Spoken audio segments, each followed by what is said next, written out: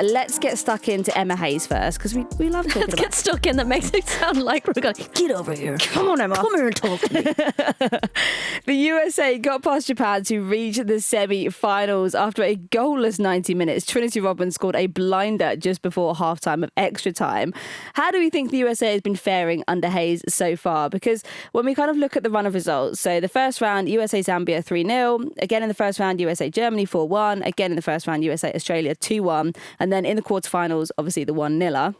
To me, that feels like quite a consistent run of form. That's not a bad start for Emma Hayes' first major international tournament, getting to know the players, bedding in. But what have you picked out as kind of the things that we should be maybe a little bit more conscious of with the Emma Hayes reign so far? Well, I agree. I thought the group games, I was watching them and I kind of thought I felt they'd go to the gold medal match, right? Mm-hmm. They were the ones I kind of picked out and thought, okay. Oh, you went gold medal? I think they might be up there, right? Okay.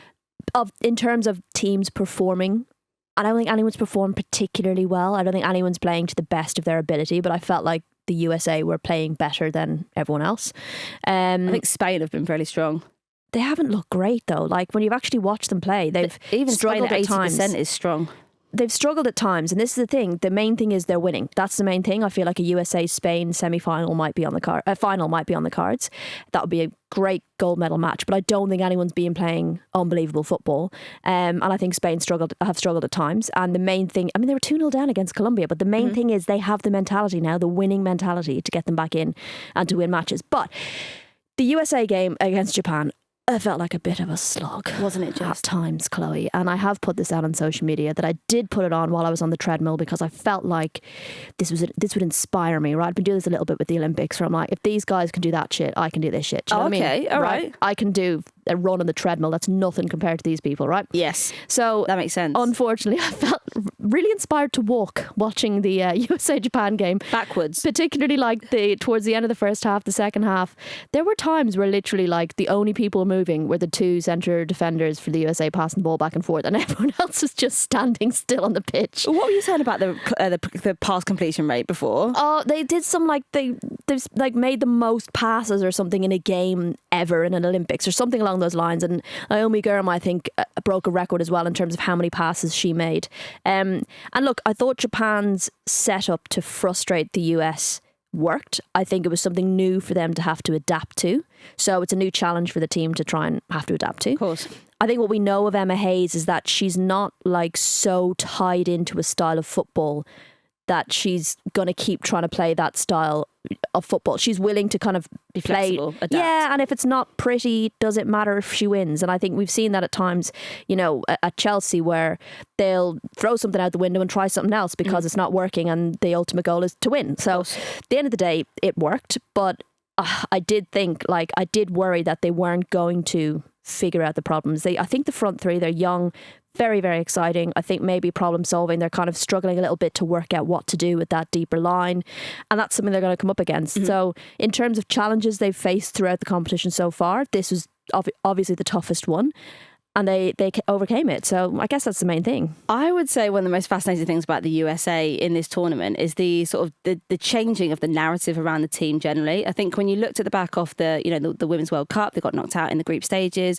But there was this kind of like backlash, wasn't there, from Alex Morgan and others about, how they'd performed, how they were like, it was more about the hype around the USA team and things like that. This feels like a much more humble USA team, which I'm absolutely loving. And I think a part of that I would think is probably down to Emma Hayes and the kind of sense of, keeping things quite low key. There seems to be a sense of enjoyment, I think, coming from the camp. And I don't know whether that's just really good PR, but a lot of the clips that are coming out, there's Emma Hayes joking with the squad about, the colour of her nails and things like that. And I don't know, seem to have this kind of like banter and rapport with the players. And I think maybe that's just something that they've needed to do. Like this, what they achieve in this Olympics necessarily isn't going to be a gold medal. Potentially that would probably be a bonus for them, but I think when Emma Hayes is so fresh into the job, I've only had 6, 7, 8 weeks maximum with the team, getting a gold medal at this stage early in her career as a start of a journey with the USA would be huge. But I don't think there's that pressure and that kind of expectation around the USA that we saw in the Women's World Cup. Yeah, and I think quite like that. I think that's a combination of getting bumped out of the World Cup so early. It's very hard to be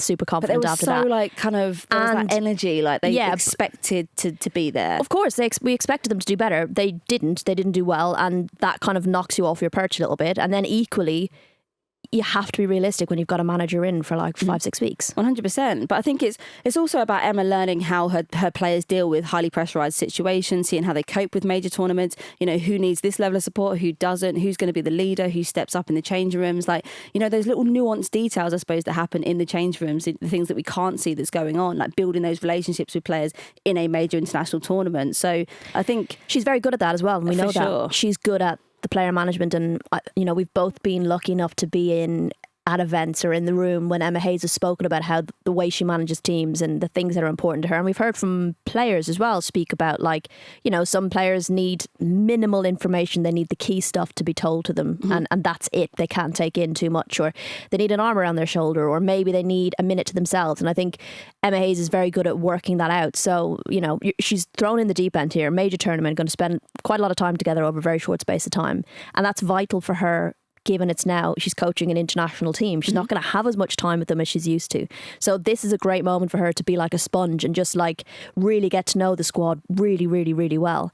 And the fact that they're performing and they're getting through, and maybe the Japan game wasn't their best, but the fact that they're winning, that's the mentality she has, and that's the mentality the US has. I was going to say, a semi-final in your first run at a major international tournament is pretty decent. All right, and at least a very good chance of getting a bronze medal, and the group even if she doesn't win the next game. So I think, it does feel like a big win for her, regardless of kind of what happens in the next game. They obviously take it on Germany tonight, which will be absolutely epic. The USA last won Olympic gold at London 2012 and are bidding for their 5th Olympic title. I was at that. How does it feel?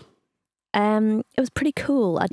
Cool. As in, I'd never been at like an Olympic, medal ceremony before. It was my first time being at Olympic events that summer, so everything about it was pretty special. Pretty cool. It was pretty cool. Gosh, showing your age there, mate. Yeah, it was pretty. It was pretty cool. It was pretty sick. I'm not going to blow it up because I wasn't, in the world of women's football the way I am now. But it was definitely one of those memories that will stick with you. I'm not going to lie, it was pretty rad. Hey, dude.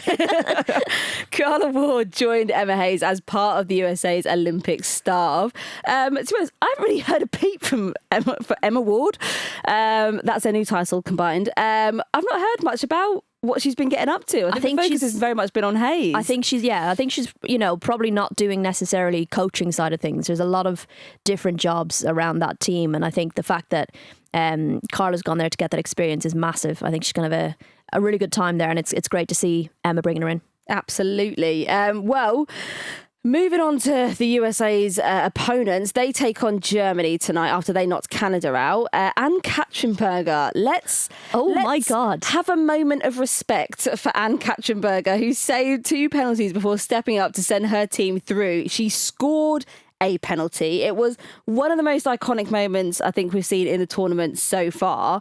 I mean, how much of a kind of big deal was that for you when you saw it? Because I was like, oh, God, I'm sick of goalkeepers putting goalkeeping on the map. It's just... Stop it. It's enough now. We're too brilliant. We're too inspired, okay? We're going to have no outfield players now, guys, if you keep doing this shit. Listen, saving a penalty in a shootout after extra time at an Olympics, saving a penalty is amazing. Saving 2 penalties is unreal, ridiculous. Saving 2 penalties and scoring the winning goal is like literally a script you would write that people would say, that's a bit far-fetched, isn't it? It's amazing how inspired you can be when you know your missus is going to be playing with you next season. No, like that was incredible and like almost a bit of a redemption arc, I guess. She hasn't been in the Germany squad a lot. Yep. She's come in recently.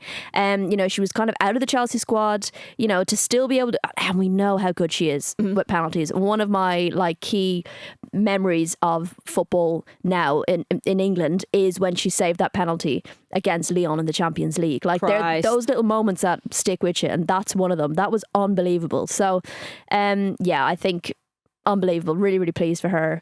Very cool to see. And it's one of those, hopefully makes like the Olympic moments kind of round up. Do you know what I mean? Absolutely. That is a highlight reel for sure. And she should be starting the reel.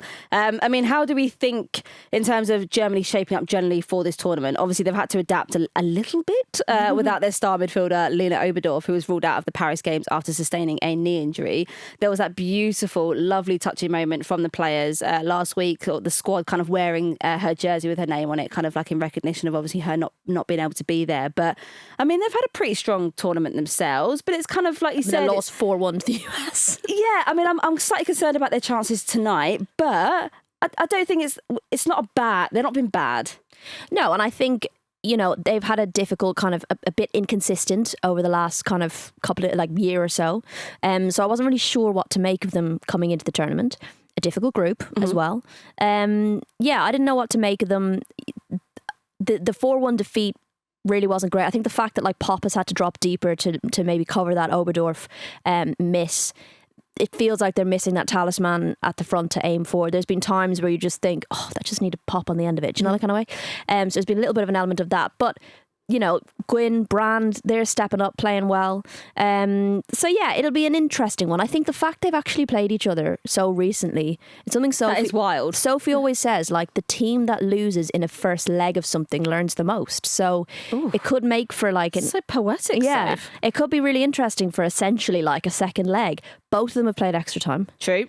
You know, there's going to be a bit... I mean, everyone looked leggy already, but literally 3 days between the matches is crazy. And the majority of them have played extra time. And France and Brazil may as well have played extra time because they had 16 minutes of injury time. It's like they felt left out. But yeah, so everyone's going to be tired. It's just... It makes it really difficult to call, but I would expect the USA to win it. Score predictions. Oh no, I hate score predictions. They're entirely pointless.